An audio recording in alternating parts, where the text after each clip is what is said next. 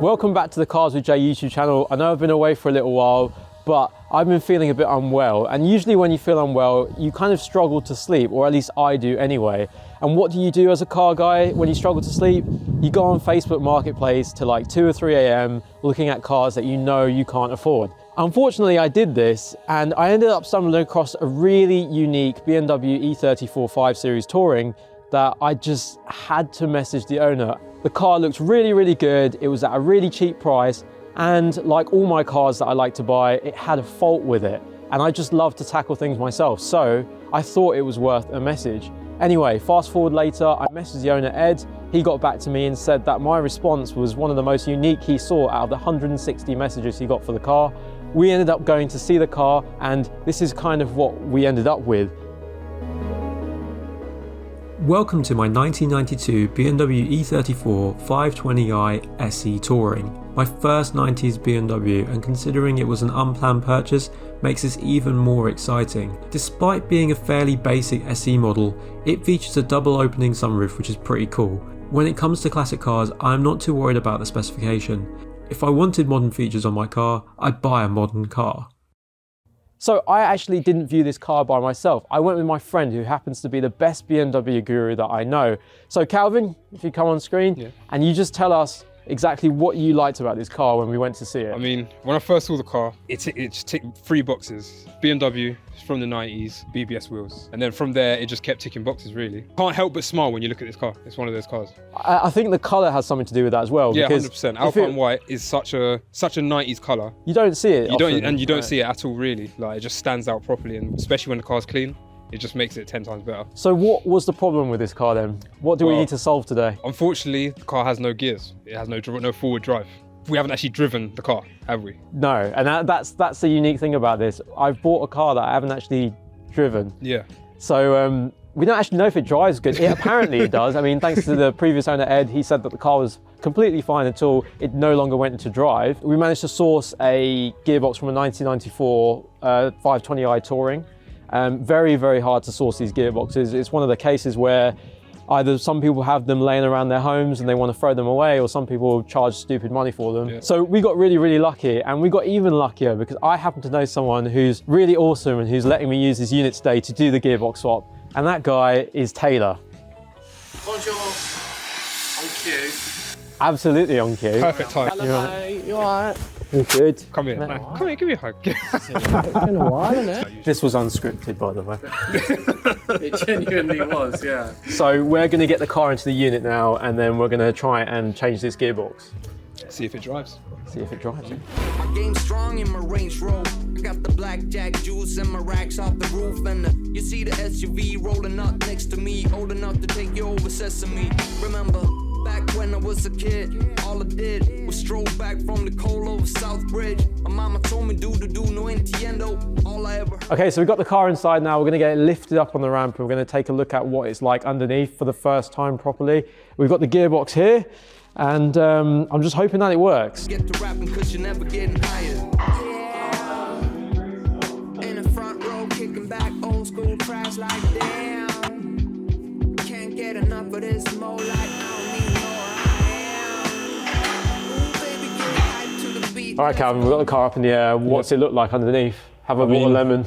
No, it's looking good underneath, to be honest. It's looking good. Like, for a car this age, it's in relatively good nick. There's no major holes or points of rust, if you know what I mean. It looks like it's been looked after in the past. You can see it's been undersealed at some point. And the fact that it was garaged by the previous owner helps as well. The exhaust looks fairly new as well. Yeah, it looks like it's had a new rear section of the exhaust, which is, again, great. Noticed some like liquid on the diff. Like I mean, oil. it's pretty normal for BMW diffs to leak a bit. I guess at some point it'd be worth we just change the gasket on the back. Okay. That's where they usually leak from. Yeah, but other than that, it's in good nick. Like, brake pipes ain't rotten. Yeah, I noticed that's quite common on those. Yeah. Again, old BMWs, they love a rusty brake pipe. And the whole condition of the sills in general, it's in good condition. No holes. Little bit of minor bit of surface rust, but that can be ground back and painted. That's all good. Yeah, I noticed it's been jacked up from here as well. Yeah. Someone's jacked up in the wrong place, but. Yeah. Again, that's minor. 30 years old. Yeah, like, for a 30-year-old car, I mean, I've seen worse. Yeah, 100%. And coming to the gearbox. Like, well, this is the main issue of the car. Quite a lot of access as well. Yeah, it's these older cars, they're good to work on, if you know what I mean. You can get to everything. It's not like the new cars where they cram so much in, but yeah, no, it should be all right. It should be all right to change it today. I noticed all the control arms and the bushes. These actually are quite new. Yeah, it looks like it's had control arms at some point in its life. Yeah, It's not bad for... I say, for a 30-year-old car, for the money you paid for it, it's not bad at all. Even the engine is pretty dry. Pretty dry. For a last minute purchase, without, bearing in mind we didn't look at any other E34s, we only looked at this one. I'm really impressed. You did well. You did well. I love it when someone who knows what they're talking about tells you that you've done well when you haven't even tried. Yeah. Like, you've just completely gone in there blind. All right, cool. Yeah, let's get started on taking the gearbox off.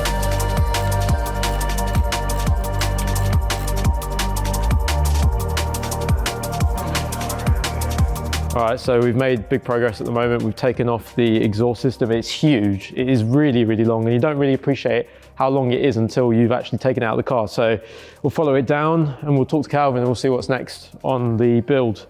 On the build? On the gearbox swap. All right, Calvin, what's next? So now I've got to disconnect the prop shaft of the UJ. Yep. And then take off the gearbox mount to lower the gearbox down a bit. We'll have to lower the anti-roll bar and then start doing the gearbox bolts. All right, cool. And then, think about the linkages and gearbox all pipes. How do you get access to the back of the flex plate on this? Because you have to unbolt the torque converter from the flex plate, and then the torque converter stays with the gearbox. So a hatch in the bottom. There's a little access hole there. Yeah, so you have to turn the engine we just turn the engine. Undo. I think there's 3 bolts or 4 through that hole, and then the torque converter stays with the gearbox, and then it doesn't drain any of the oil. Yeah. It's a little bit fiddly, but we're better doing it that way.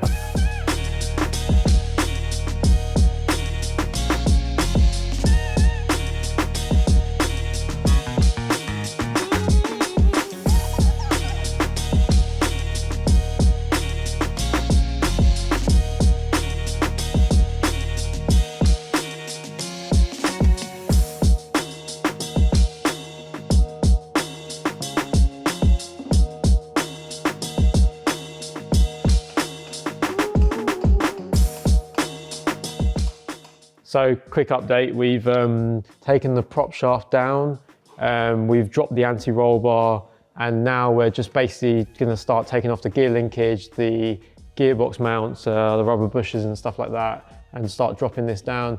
We did prematurely take off this mount here, which dropped the gearbox, and we had to put it back up, so hence the stand. But you learn as you go through these things, about what to do and when. But it's looking straightforward so far, and we've been really lucky on the bolt. So yeah, what's next, Calvin? So now, just gonna have to take off the gearbox oil pipes. All right, so we're expecting like that to drip as well, right? Yeah, we'll probably drip out a bit of oil, and then start cracking off the actual gearbox housing bolts. And then I'm gonna do the torque converter bolts through an access hole in the front of the gearbox here. Okay, so while Calvin's busy getting on with that, which I really should be helping him, I just want to say a quick thank you to Taylor Hetherington from Taylor Made Cars for allowing me to use his unit. He's a friend of mine, so I don't expect he'll do this for everyone, but it really, really helps out a lot when you've got someone with a ramp to just get your car worked on, because I don't know how I'd do this otherwise. So thank you very much, Taylor. I really, really appreciate it. So we've just undone the torque converter through a little access hole at the front of the gearbox. We just had to spin the engine around to get to each bolt. Now we just got to take this little brace off at the front and then start thinking about taking off the gearbox oil pipes.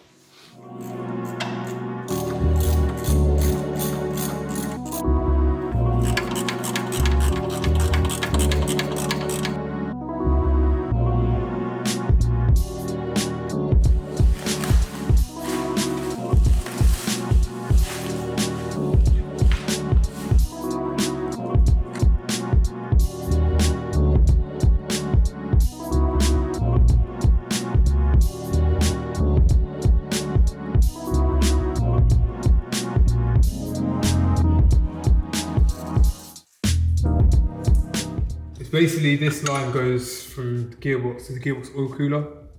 So it is oil. So yeah, there'll be a bit of oil in there. Overall, so far, I'd say this has been a 6 out of 10, 5 out of 10. What, difficulty-wise? Yeah, well, just overall aggravation-wise. Yeah. We've been quite lucky so far, and shit, not all of us have been as lucky as but I'm making good progress.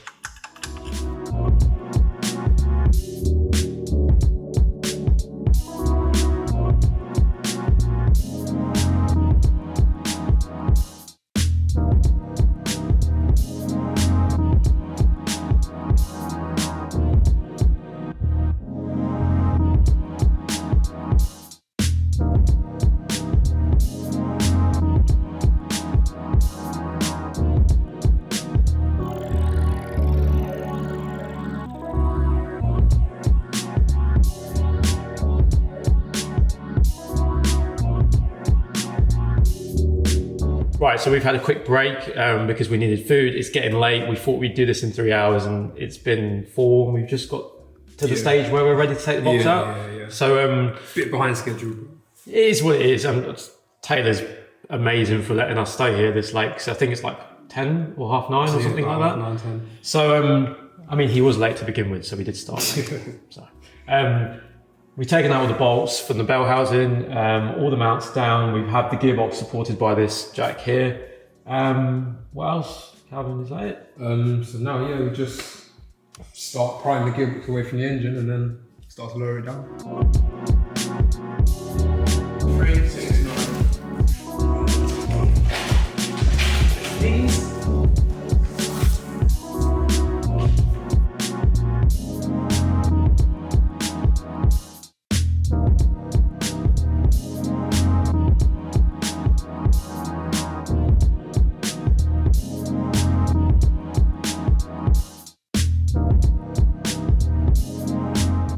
Okay, so as you've just seen, we've taken the old gearbox off and we're just about to put the new one on until we hit a problem.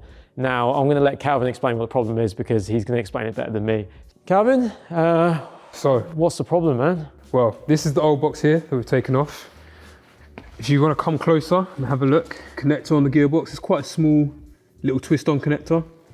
Now, this is the new box here, but unfortunately, as you see, that connector is completely different. And there's also this little kink here that doesn't physically let the bit of wiring go onto the plug. So We think that might unfortunately- be because the car's from, that new gearbox is from a 1994 model and this is a 1992 model. And we know that they're facelifted. Like if you look at Taylor's one, if you look at the grille, you can see that's a 1994 and you can see the grille difference. If you look at mine, if you just about see, that's the 92 model, so it's got a narrow grille, what they call it. So, and the connector we're talking about, that's what connects the actual Prindle stick thing. So that's what puts it into drive, reverse, and it talks to the car, or talks to the gearbox. This box was hard to find. I mean, I know there might be boxes out there. I know you can pay for a rebuild, but it's just out of budget. So I think we're gonna have to stop today. Unfortunately, that's the reality of these kind of projects. Yeah, it happens. It happens. In the ideal world, we would have taken off the old box. We would have taken detailed pictures of it and sent it off, but obviously Taylor's been really kind enough to let us use the ramp and I can't expect him to do it twice, but it looks like you've got no choice now. Join us next time and we will hopefully have this issue fixed. Thank you very much for watching. Thank you to Calvin, thank you to Taylor, and thank you to Ryan behind the camera for all helping me out. We spent a lot of hours on this today, more than we thought. And yeah, we'll catch you on the next episode.